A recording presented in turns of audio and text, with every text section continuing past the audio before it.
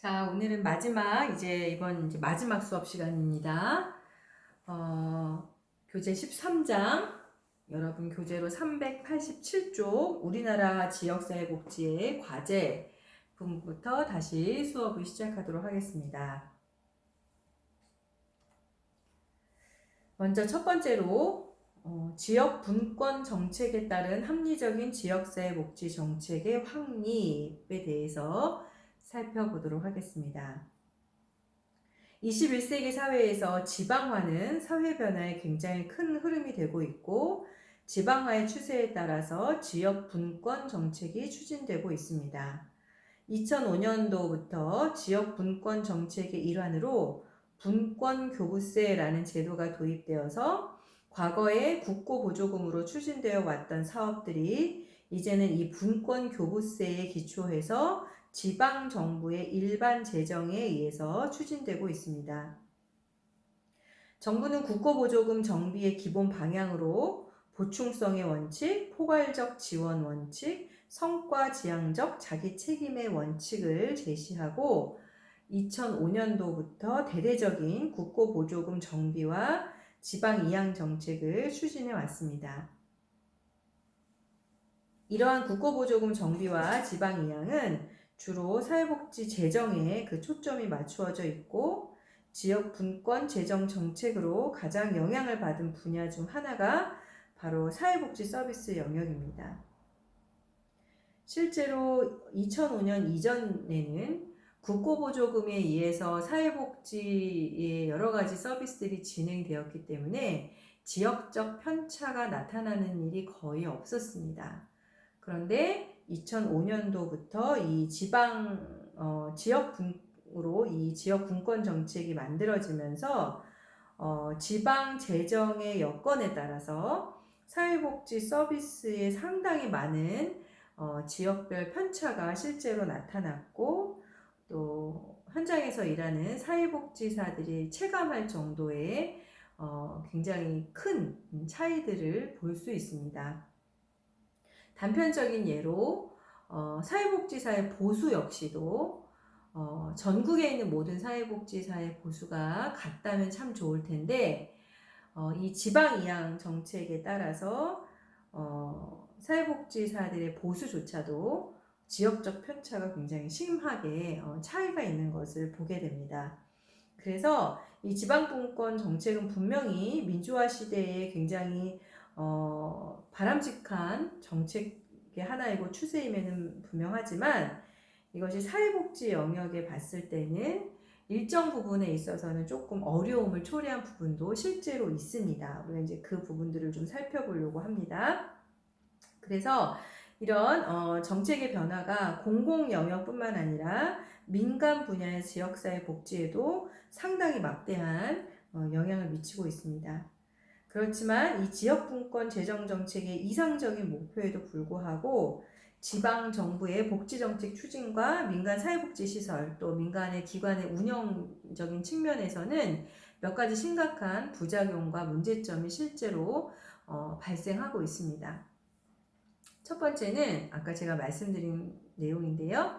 재정 자립도가 낮은 지방정부의 사회복지 예산의 축소 또는 부족 현상이 실제로 나타나고 있습니다. 그래서 이 재정 자립도가 낮은 지방 정부에서는 사회복지 시설들이 없어지기도 하고, 또 사회복지 시설들에 대한 보조금이 축소돼서 실제 운영에 상당한 어려움을 가지고 있습니다. 두 번째는 지방 정부 간의 사회복지 재정의 불균형이 심화되고 있다는 점입니다. 사회복지 재정의 불균형으로 나타나서 우리가 알 수 있는 것 중에 하나가 뭐냐면, 요번에 우리가 이제 물론 이건 사회복지 쪽은 아니지만 코로나19로 인해서 긴급 생계비를 긴급 지원을 해줬잖아요. 긴급 가정별로, 또 개인별로. 그때 이제 재정 자립도가 괜찮은 지자체는 긴급 지원을 하는데 쉽게 결정하고 진행을 할 수 있었지만, 재정 자립도가 열악한 지역 같은 경우는 그림의 떡이었죠. 그래서 실제로 저는 이제 경기도에 살고 있는데 경기도는 1인당 15만 원씩 긴급 재정이 투여됐지만 그렇지 않은 지자체도 분명히 있고 서울 같은 경우도 다르고 인천도 다르고 경기도 같은 경우도 경기도 안에도 김포가 다르고 부천이 다르고 뭐 시흥이 다르고 고양시가 다르고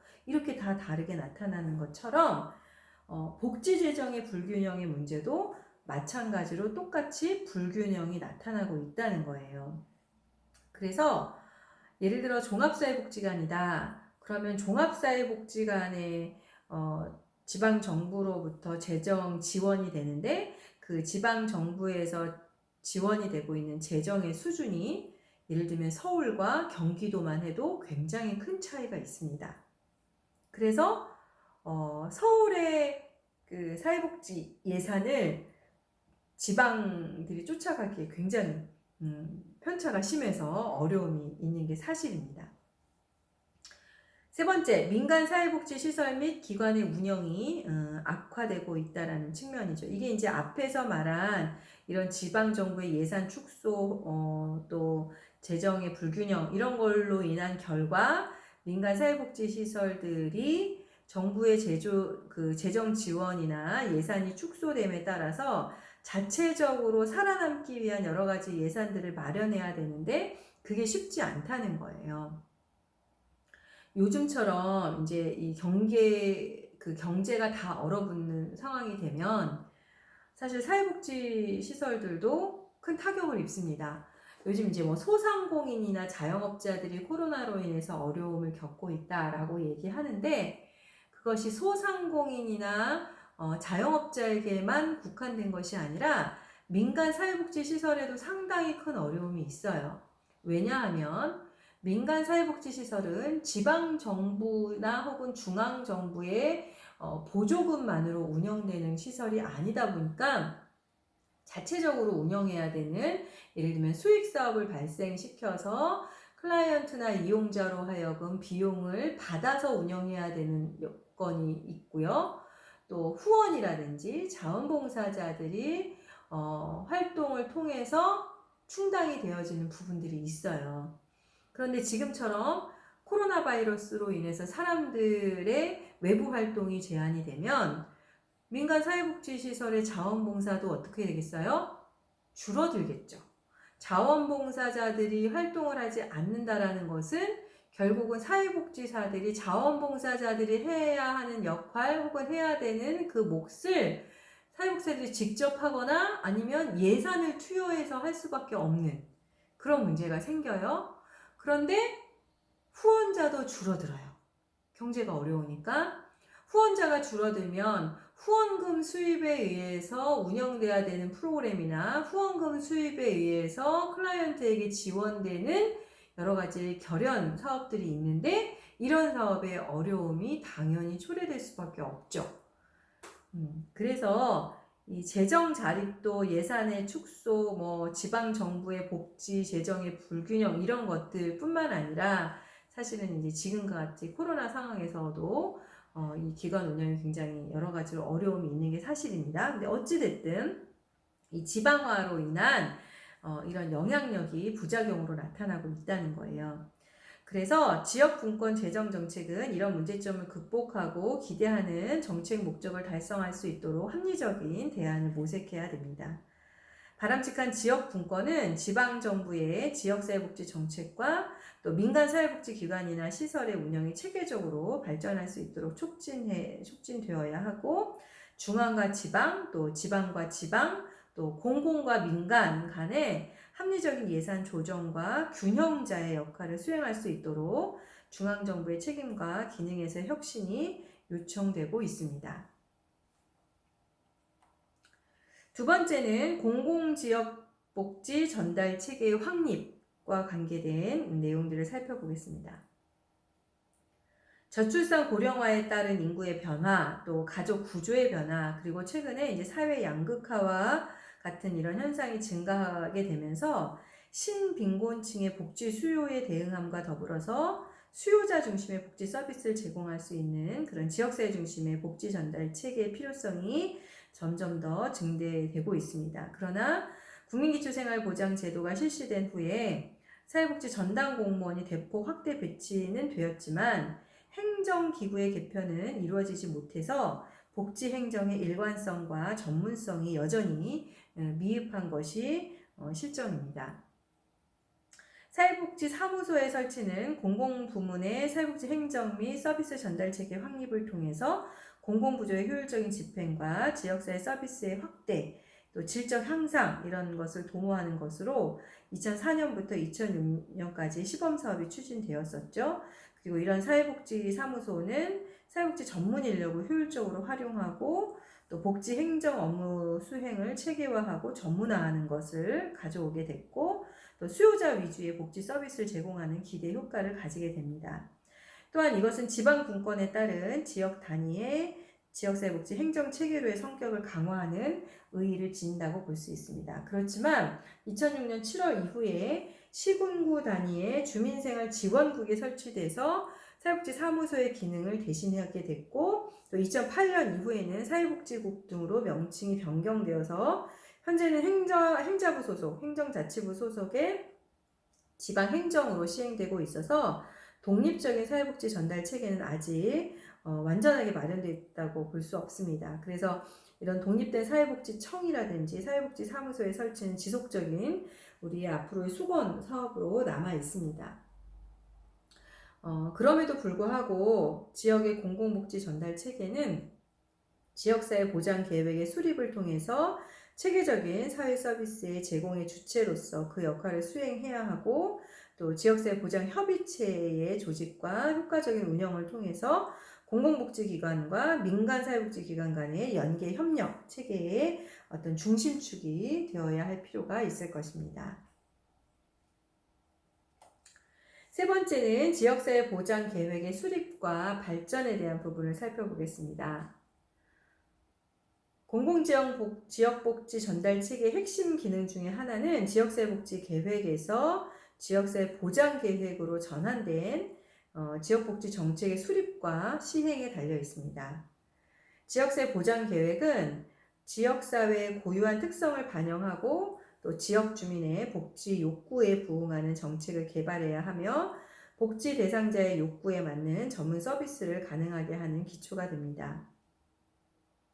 지역사회 보장 협의체와의 협력을 통하여 지역사회의 욕구를 조사하고 지역의 복지 문제를 협의하며 사회복지 관련 자원과 동원 능력을 파악하게 됩니다.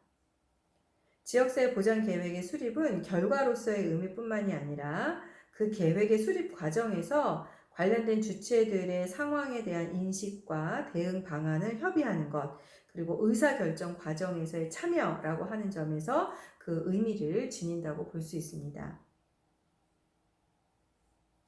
2006년 이후에 전국의 지역사회 단위에서는 지역사회 복지 계획이 활발하게 수립되어 추진되고 있습니다.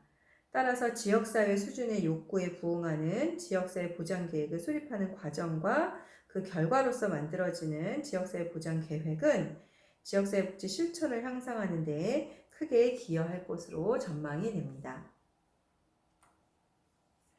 네 번째는 지역사회 중심의 통합적 사회 서비스 연계 체계의 발전이라고 하는 부분인데요. 인구의 고령화와 복지 수요의 증가로 거동이 불편한 만성질환 노인, 또 장애인, 정신질환자 등의 분들이 많이 늘어났죠. 그리고 이분들의 가정과 지역사회에서 이분들이 어떻게 생활하면서 서비스를 받을 수 있을까, 이런 것에 대한 필요성이 굉장히 높아지고 있습니다. 이러한 인구에 대한 포괄적이고 통합적인 서비스를 제공하기 위해서는 지역사회에 존재하는 각종 공공과 민간복지 또 보건 서비스가 서로 협력하고 조정하면서 연계되어야 될 필요성이 있습니다.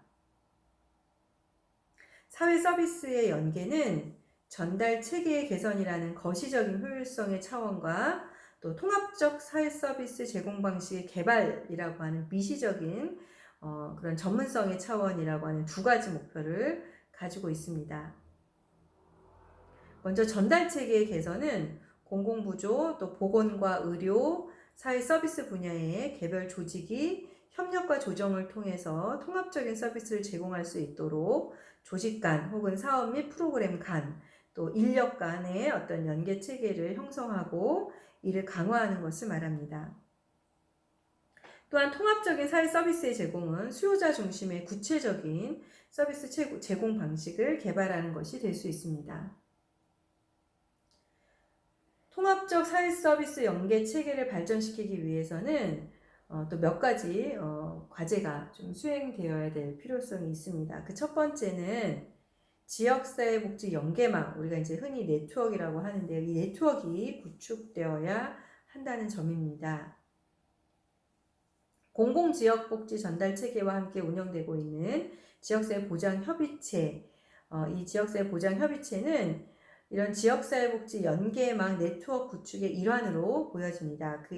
따라서 시군구의 공공기관이나 또 건강보험공단 등의 사회보험기관, 또 지역자활센터, 고용센터, 또 지역사회복지관, 보건소, 또 드림스타트 센터, 사회복지시설 등 지역 내 각종 서비스 기관을 포괄하는 사회서비스 연계 시스템의 구축이 요청되고 있습니다. 두 번째, 사회 서비스를 제공하는 현장의 전문가는 통합적인 지역사회복지 서비스의 제공 기술과 프로그램을 개발해야 합니다. 서비스 수요자의 욕구를 포괄적으로 진단하고 또 서비스를 통합적으로 제공할 수 있는 서비스의 모형 개발, 사례 관리, 서비스 평가 체계 등의 기술이 요청된다고 볼 수 있습니다. 다섯 번째 과제는 민간 복지 전달 체계의 자율적인 발전입니다. 우리나라 민간 복지 전달 체계의 세 축 하면은 조직적인 측면에서는 사회복지협의회, 또 재정적인 측면에서는 사회복지 공동모금회, 또 인력의 측면에서는 한국사회복지사협회, 이 세 축을 중심으로 형성되었다고 볼 수 있습니다. 한국사회복지협의회나 한국사회복지사협회는 여러분이 이후에 졸업 후에 취업을 해서도 계속 관계를 가질 수밖에 없는 두 단체고요. 사회복지 공동모금에도 마찬가지로 여러분이 일하는 그곳에서 재정적 지원이 필요할 때 사회복지 공동모금의 도움을 받을 수밖에 없어서 민간복지 전달 체계는 이 세 가지 축을 굉장히 중요하게 볼 수밖에 없습니다. 그래서 이 세 가지 축이 자율적으로 어떻게 발전해 갈 것이냐, 이 세 가지 민간복지 전달 체계 발전 과제, 그걸 우리가 이제 살펴보면 이것이 한국의 우리나라의 지역사회 복지 발전의 중요한 과제라고 할 수 있을 것 같습니다. 자, 그래서 첫 번째로 한국사회복지협의회부터 한번 살펴보도록 하겠습니다. 민간사회복지 조직의 중심축으로 지역복지 공동체 형성을 강화하기 위한 단체가 바로 한국사회복지협의회입니다.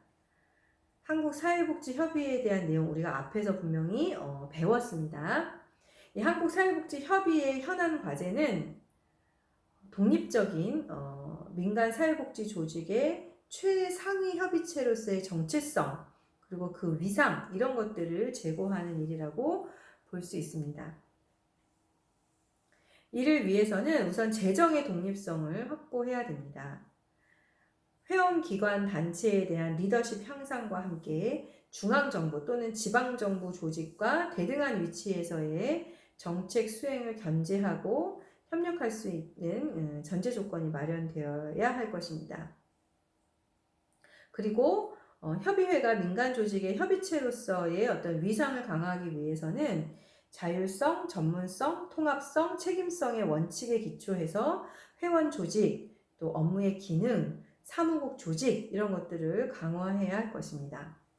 그러기 위해서는 여러분도 당연히 사회복지협의회의 한 회원으로서 의무를 다하고 회비에 적극적으로 회비를 내주셔야 이 한국사회복지협의회가 운영될 수 있다는 것을 꼭 기억해 주시기 바랍니다. 그래서 시도 단위에 여러분이 이제 취업을 하게 되면 시도 단위의 지방사회복지협의회에 속해서 이제 활동을 하게 될 텐데요. 반드시 이 지방사회복지협의회의 회원으로서의 의무와 책임을 좀 다 해주십사 하는 말씀을 다시 한번 당부드립니다.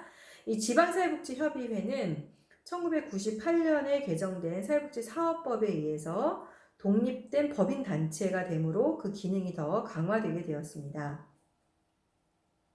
지방사회복지협의회의 회원은 사회복지 분야의 개별 비영리 법인의 회원, 또 사회복지 관련 분야의 개별 비영리 법인 단체 회원, 또 개인 회원 이렇게 구성이 되는데요. 회원의 범위는 사회복지 관련 인사만 포함되는 것이 아니라 종교계, 언론계, 법조계, 시민단체 등 누구나 다 지역의 사회복지에 관심이 있으면 참여할 수 있게 되어 있기 때문에 이 회원 구성을 좀 더 폭넓게 참여할 수 있도록 하는 것이 중요한 관건이라고 할 수 있습니다. 지방사회복지협의회가 독립성과 전문성을 담보하기 위해서는 재정 확보가 굉장히 중요한 관건이 됩니다. 이를 위해서는 기존 회원들의 수입, 그래서 회비 열심히 내야 된다고 제가 계속 강조해서 말씀드리죠. 이 기존 회원들의 수입, 또 지방정부의 보조금 외에도 공동모금회의 배분 수입이나 사회복지회관의 확보, 또 임대 등의 수익사업으로 인한 수입, 또 전문 도서 및 간행물, 출판사업 수입을 확대하는 방향으로 나아가야 합니다.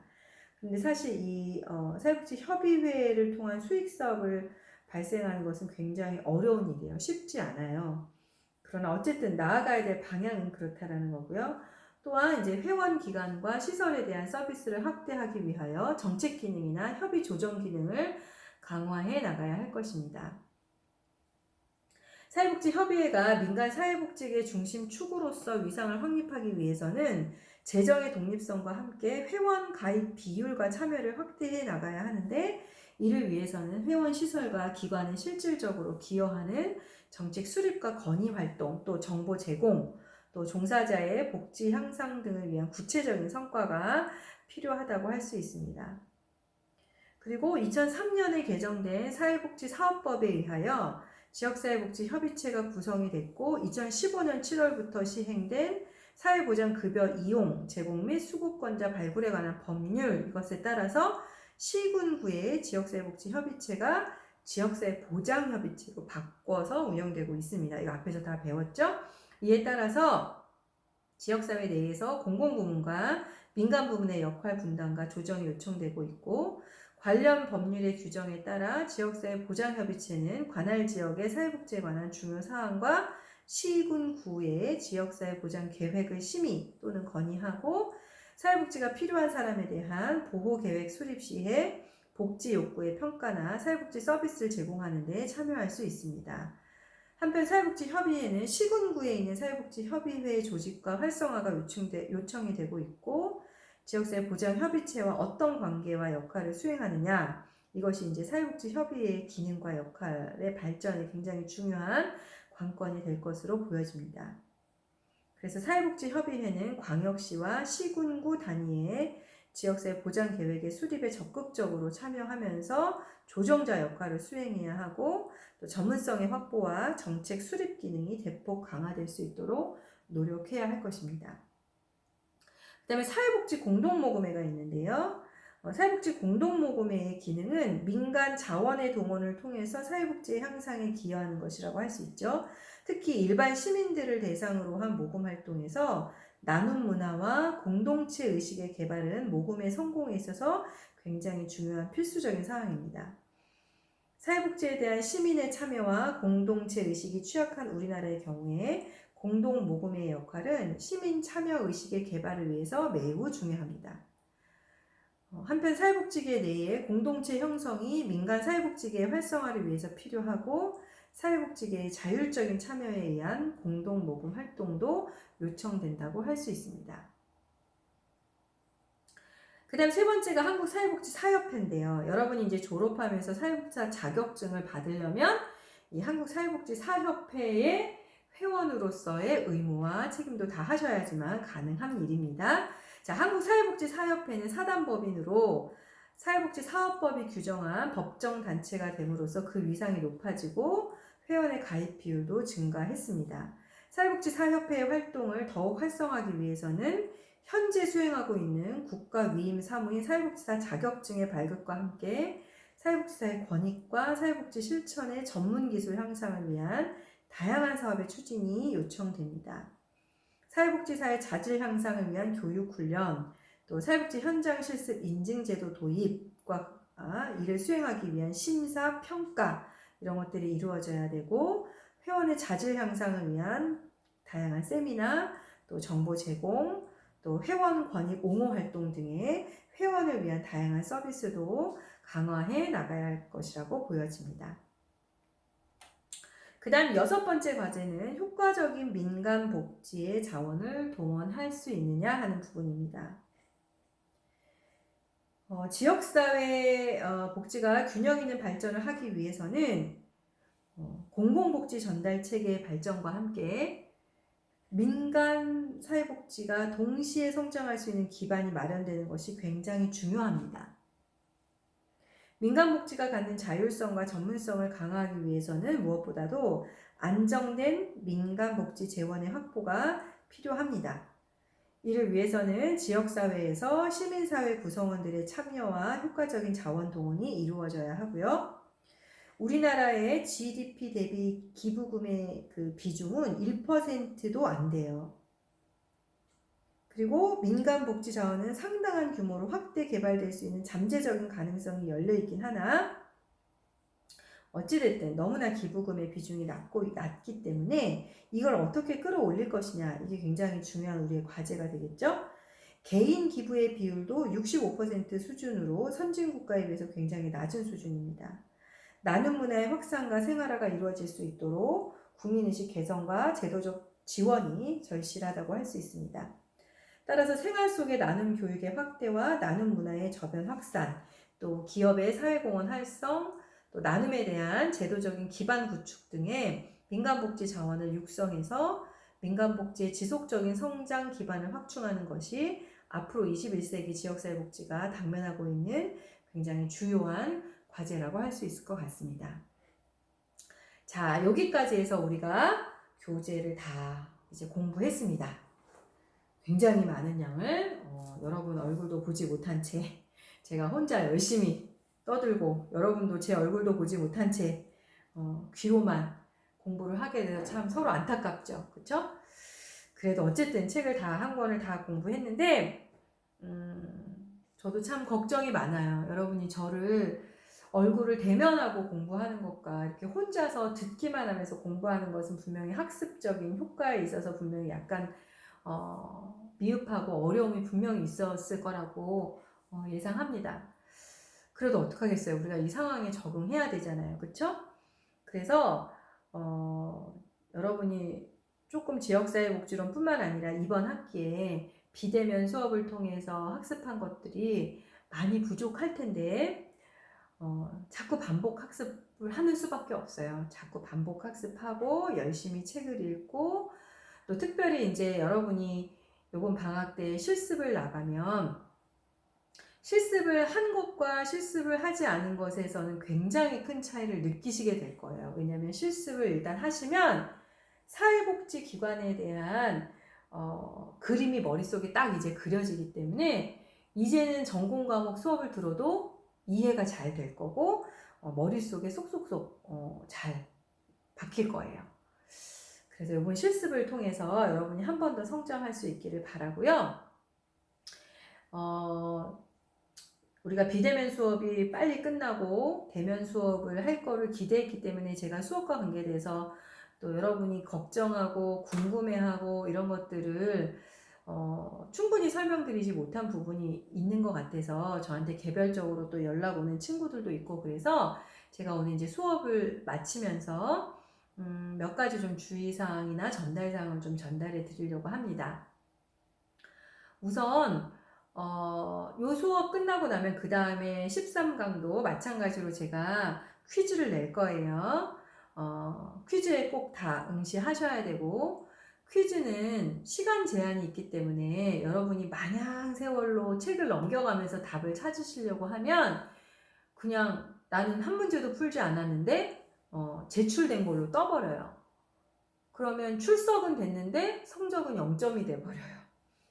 그런 우려가 있으니까 제가 기억하기로는 아마 5주차, 6주차, 그 다음에 지금 이제 마지막 수업 14주차에서 퀴즈가 나가니까 퀴즈 반드시 여러분 다시 잘 푸셔서 최선을 다해서 끝까지 수업에 임해 주셨으면 좋겠고요.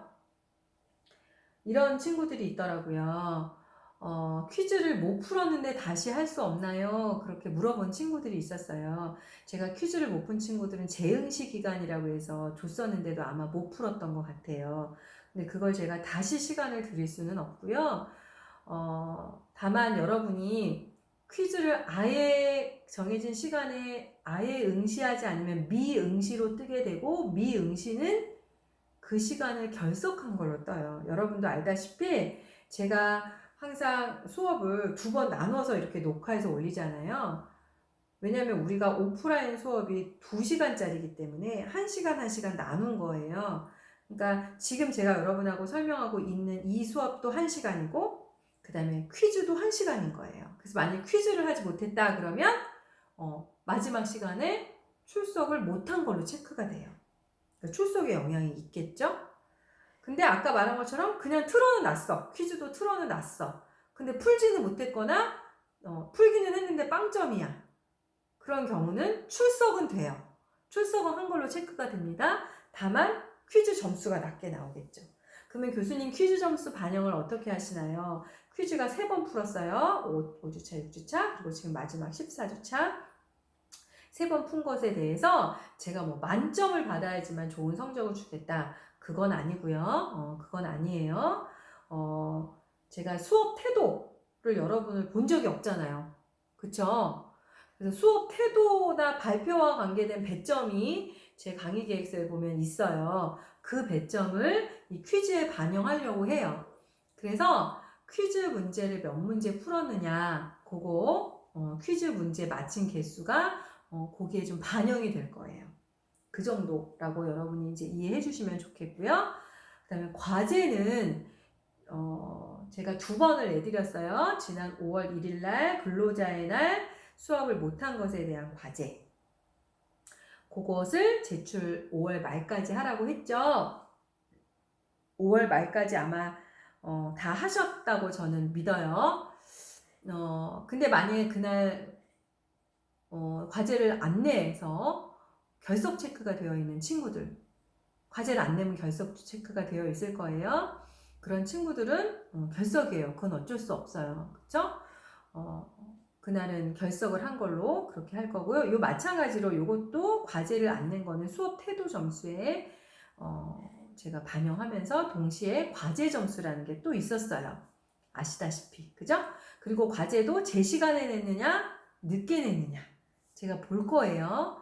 제 시간에 낸 학생들은 제가 웬만하면 과제는 만점을 드릴 거고, 늦게 낸 학생들은 감점이 좀 있을 것 같습니다. 그 다음에 중간고사를 대체해서 낸 과제, 이거는 당연히 중간고사 점수예요. 출석도 마찬가지고 중간고사 출석에 반영이 될 거고 중간고사 점수에 반영이 될 거예요. 여러분도 알다시피 이번 학기에 한해서만 상대평가가 아니고 절대평가이기 때문에 교수님들이 웬만하면 과제를 내셨다면 성적을 다 잘 주실 거예요. 뭐 D를 받거나 이런 학생은 없지 않을까 싶어요. 물론 제가 과제를 열어봤는데 안 내니만 못한 친구들도 있을 수 있어요. 예를 들면 교수님 과제 준비를 못했습니다. 뭐 이렇게 하면서 한 2-3줄 저한테 편지 써놓은 걸 과제로 냈다거나 이거는 제가 인정할 수가 없습니다. 그러나 그런 거에 아니라면 중간고사도 웬만하면 점수를 잘 드리도록 그렇게 하겠습니다. 그 다음에 이제 기말고사가 문제죠. 제가 기말고사도 과제로 대체를 할까 생각을 했는데 제가 저희 집에도 대학생 자녀가 2명 있어요. 저희 큰아이는 대학교 4학년이고 둘째가 대학교 1학년인데 둘 다 아주 모든 과목 교수님들이 과제를 그 시험 대체로 어마어마하게 내주셔가지고 애들이 과제에 치여서 굉장히 괴로워하더라고요. 제가 옆에서 그걸 보면서 과제를 내주는 게 시험을 보는 것보다 더 싫어하는구나 애들이. 그걸 제가 알았어요. 그래서 중간고사는 과제를 내드렸지만 기말고사는 시험을 보려고 합니다. 그럼 시험을 어떻게 보느냐? 여러분 퀴즈 보듯이 15주차에 사이버 캠퍼스 상으로 기말고사 시험 문제를 제가 올려놓을 거예요. 그러면 시험에 응시해 주세요. 집에서 보는 거니까 책을 찾아볼 수밖에 없겠죠. 오픈북 인정합니다. 뭐 요즘 학생들이 집에서 시험 본다고 부정행위로 인해서 막 언론에도 나오는 걸 제가 들었는데요. 그리고 저희 아들도 보니까 시험 볼 때 실시간으로 화면을 다 켜놓고 컴퓨터 화면과 본인과 이 책상이 나오도록 막 이렇게 두 개를 다 이렇게 화면에 나오도록 하고서 시험을 보더라고요. 저는 그렇게까지 하고 싶은 마음은 없고요. 오픈북 제가 인정해 드릴 거예요. 그러니까 책을 찾아보시면서 시험 보셔도 돼요. 다만 시험 시간이 아까 말씀드린 것처럼 정해져 있어요. 기말고사 시험은 우리 학교에서 시험 보는 거와 똑같이 제가 50분의 시간을 드릴 거예요. 50분 시간을 드리기 때문에 50분 안에 만약에 답을 체크하지 못했다. 찾다가 막 정신 없어가지고 넘어갔다. 그럼 빵점 돼요. 정신 바짝 차리고 보셔야 돼요. 그래서 50분 안에 여러분이 문제를 풀 수 있도록 제가 그렇게 사이버 캠퍼스 상으로 문제를 올려놓도록 하겠습니다. 물론 객관식만 내지는 않을 거예요. 객관식, 또 단답형, 그리고 서술형 다 섞어서 낼 거예요. 대신에 제가 알기로는 만학도 학생들도 있어서 서술형으로 냈을 때 타자가 익숙하지 않은 학생들이 꽤 있는 걸로 알고 있어요. 그래서 서술형 문제는 한 문제만 낼 거고요. 서술형 문제도 어렵지 않은 것으로 여러분이 길게 쓰지 않아도 되는 문제로 가능하면 내드리도록 하겠습니다. 그래서 여러분이 기말고사도 너무 걱정하시지 않고 시험을 볼 수 있도록 그렇게 하겠습니다. 그럼 기말고사 시험 범위는 어디서부터인가요? 기말고사 시험 범위는 당연히 중간고사 이후부터 제가 여러분한테 시험을 범위를 해야지, 안 그러면 이 책 전체를 여러분이 보는 것 자체가 제가 보기에도 좀 불가능해 보여요. 그쵸? 그래서 제가 여러분한테 이 시험 범위를 말씀드리면 7장부터 여러분 교재로 보면 원래는 7장이 아마 중간고사 이전이었을 수는 있어요. 근데 제가 여러분한테 시험 범위로 내는 건 7장부터 기말고사 시험 범위로 하겠습니다. 그래서 7장부터 오늘 배운 13장까지 7, 8, 9, 10, 11, 12, 13 7챕터네요. 그죠? 요 안에서 제가 시험 범위로 하고 문제를 내도록 할 테니까요. 여러분이 미리 책을 찾아보시면서 잘 이렇게 메모를 해두시거나 하면 시험 보는데 좀 쉬우시겠죠. 그렇죠? 그래서 시험도 잘 치르셨으면 좋겠습니다. 그리고 빨리 코로나가 끝나서 여러분하고 학교에서 만났으면 좋겠고, 또 우리 2학년들 학생들은 아마 방학 동안에 실습을 하실 텐데 저랑 제가 또 실습 지도하면서 여러분 현장에 나가서 여러분을 만나게 될 거예요. 그래서 그때 저를 만나는 친구들은 교수님 저 지역사회복지론도 교수님한테 수업 들었어요 하고 꼭 얘기해 주세요. 그러면 제가 어떻게 그 사이버 캠퍼스 상으로 듣는 것도 어렵지 않았는지 좀 들어보고 싶어요. 여러분 얼굴 만나서. 그렇게 하도록 하겠습니다. 이해되셨죠, 여러분? 자, 한 학기 동안 참 우리가 어려운 환경에서 공부했는데 다 모두 고생하셨고요. 이것으로 오늘 수업 마치도록 하겠습니다.